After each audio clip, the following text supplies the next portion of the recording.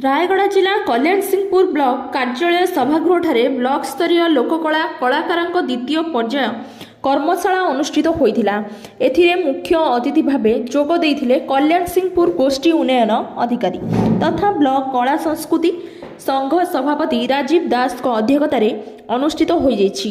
ओडिशा सरकार मीडिया भाषा साहित्य संस्कृति विभाग एवं सूचना और लोक संपर्क विभाग द्वारा सूचना शिक्षा और जोगाजोग उपक्रम सरकार 15 कोटी जनहितकर योजना जेमितिकी विजु स्वास्थ्य कल्याण योजना, मधुबाबू पेंशन, मिशन शक्ति, ओडिशा आदर्श विद्यालय, फसल बीमा, फसल सुध रिहाती, आम हॉस्पिटल, क्रीड़ा आम ओडिशा नवीन ओडिशा, 5टी हाईस्कूल रूपांतरित स्वतंत्र उन्नयन माध्यम जनसाधारण को सचेतनता करने एहार मुख्य उद्देश्य रही जनापड़ी।